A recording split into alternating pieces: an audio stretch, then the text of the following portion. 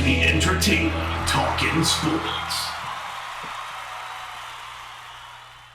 What is going on, football fans? Back at it with another New York Giants video. Hope everybody's staying safe out there. I'll try to have another video up for you guys today, but I kind of want to do this video for a while. I'll probably also be live tonight at 9 o'clock for a Q&A. I'm kind of limiting those to once a week right now, being that there's not a lot of news, but still trying to hang out with you guys, once a week. But in this video, I'm going to jump into what is deemed to be the biggest problem for Daniel Jones, and it is. Last year, Daniel Jones fumbled the ball at an historic rate in a bad way, and we're going to jump into the exact numbers, show you guys exactly what happened.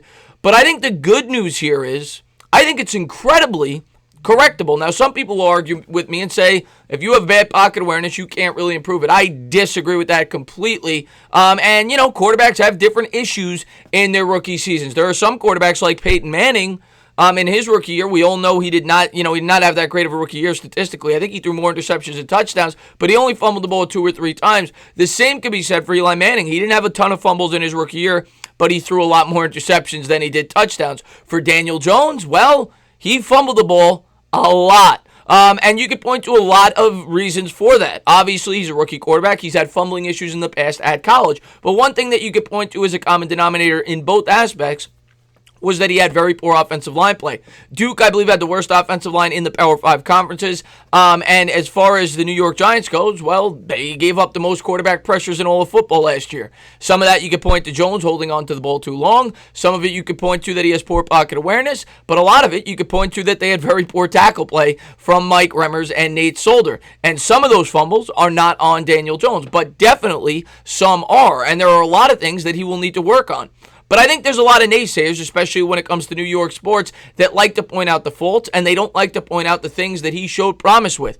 And the faults, the good news to me, are things that could be improved, and history will show that. I will jump into that. When you have poor arm strength, or when you have poor decision making in terms of throwing the football down the field, or you have physical limitations, those are things that are much harder to correct than fumbling woes. Now, there are some quarterbacks that don't get over it. Dante Culpepper was notorious for being a bad fumbler. Mark Sanchez was notorious for being a bad fumbler. Carson Wentz, to this point in his career, has not gotten over the fumbling problems.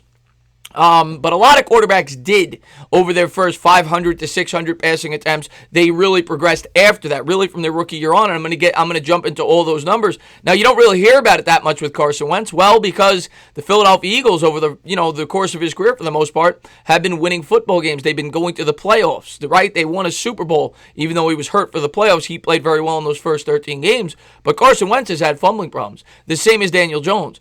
But we've heard time and time again this entire offseason that Daniel Jones has been working diligently to try to correct this problem, as he should be. You think about all the games that the New York Giants could potentially have won last year, and that's what's encouraging.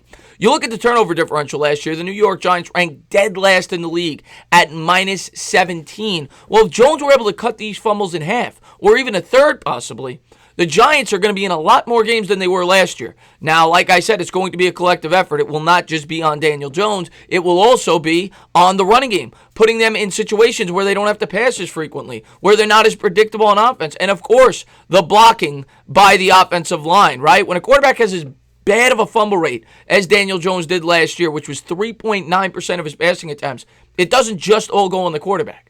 It's a collective effort. But let's jump into some of the things I was able to pull up on Daniel Jones and really the history of the NFL with rookie quarterbacks and how they got better over the course of their career, when dealing with fumbling problems. So let's jump right into it. There's Daniel Jones. The first thing I wanted to pull up for you guys was just how poor he was last year in that aspect. This is all-time at the quarterback position. Ironically enough, the worst year in NFL history in terms of fumbles was Kerry Collins, tied with Dante Culpepper in 2001 with the New York Giants. He had 23 fumbles.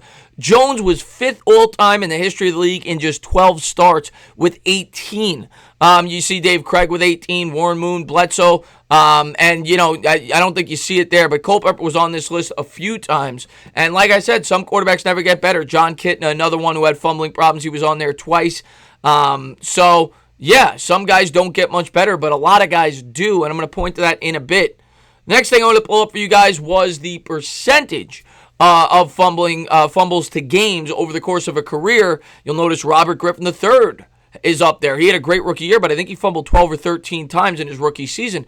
Kurt Warner, a Hall of Fame quarterback, is on there. Michael Vick could have been a Hall of Fame quarterback had he not had, the complications in his life. Dante Culpepper had some success in the league. But these are things that will need to be improved if Daniel Jones wants to be a great quarterback in the NFL and the Giants want to win games. But the good news is, guys, that it's correctable. So this is Daniel Jones' rookie year numbers. He had 18 fumbles on 459 passing attempts. That's horrible. 3.9% of the time that he had a passing attempt, in relation, he had a fumble. That's huge. That's 4%. That's way too high, to win football games in the NFL. But that's the good news because it's correctable. And if it is corrected and if it is improved on, the Giants are going to win a lot more football games than they have in the past. Because when you think about, how it sets up the opponent in favorable field position, sometimes he was fumbling that ball on his own 15, 20-yard line, was leading to touchdowns, easy field goals, things like that. Well, let's take a look at some of the prior quarterbacks. Tom Brady, regarded by many as the greatest quarterback who ever lived. His rookie year, he fumbled the ball a lot. He had 12 fumbles on 413 passing attempts, so not as poor as Daniel Jones, but what this is about is showing you guys how these guys were able to improve. He fumbled on nearly 3% of his passing attempts, 2.9, 12 and 413. Well, over the rest of his career, he's had 9,575 passing attempts, or more than 20 times the amount of passing attempts that he had in his rookie year. He's only fumbled the ball 110 times over that stretch, or 1.1%. He's cut it in nearly a third. If Daniel Jones was able to cut it in a third, we'd all be happy. That'd be 6 fumbles. So, you look at that. Tom Brady is a perfect example of a guy that worked hard, something that we know Daniel Jones has in him. That's all you hear, and he corrected that. He got better at that, and he ended up being the greatest quarterback who ever lived. Next quarterback I'm going to pull up, Tony Romo, a guy with some familiarity with Jason Garrett and this system. Well, there's another guy who had some fumbling problems early on, and I know we all like to hate on Tony Romo, but Tony Romo was a borderline great quarterback, and he had a long, successful NFL career. In his rookie year, he fumbled 9 times on just 337 passing attempts. With a 2.7% rate, he cut that in half over the rest of his career. He had 56 fumbles on 3,998 pass attempts. Next guy, John Elway. John Elway's pretty good. When you talk top 5 quarterbacks of all time, John Elway will frequently come up in the discussion. He also won 2 Super Bowls. Well, his first 2 years, and the reason I said 2 years for him is because he didn't have a full season his rookie year. His first 2 years in the NFL, he had 20 fumbles over his first 639 passing attempts, or 3.1%. That's a large number. He cut it in half for the rest of his career. He had 117 fumbles over the next 6,611 passing attempts. So these are all quarterbacks that develop better pocket awareness. And there are many more. Russell Wilson, by the way, led the league, should have mentioned that, twice throughout his career in fumbles. The guy's won a Super Bowl. The guy's regarded as, by some, as the best quarterback in the league, if not top 3 or 4. And then finally, the last guy we're going to bring up, Steve Young, another Hall of Famer, another guy that will come up in the discussion as top 10 quarterbacks who ever lived. His first 2 years in the league, he fumbled 15 times in just 501 passing attempts. So he only had 40 more passing attempts than Daniel Jones in his rookie year, and he only had 3 less fumbles. Steve Young went on to be one of the best quarterbacks who ever lived and only had 53 fumbles over his final 3,649 passing attempts in the NFL. Went on to win a Super Bowl MVP. I believe he still holds the record for most touchdown passes ever in a Super Bowl. And you look at the guys on this list, Tom Brady, John Elway, and Steve Young are regarded by many as the top 10 quarterbacks who ever lived. Tony Romo is regarded by many as a very good to borderline great quarterback, probably one of the top 5 or 6 quarterbacks never to win a Super Bowl. All 4 of these guys had tremendous success in the league, and all 4 of these guys had a huge problem in their rookie year in terms of holding on to the football. And, some of the things you could point to, like I said, it's a collective effort. It's a team effort. With the New York Giants situation, they couldn't run the football last year in terms of frequency. They couldn't block properly, and that was definitely part of the problem. The Giants went out there.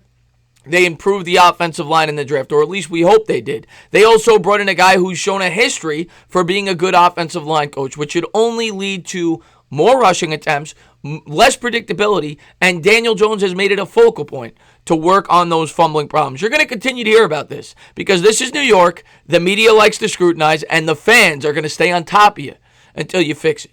But this is not a problem that can't be fixed. And I have no doubt that Daniel Jones is working as hard as he can to correct it. And I think he will. As always, guys, if you liked what you watched, please subscribe. Drop a comment. Maybe give me a little thumbs up. Cheers.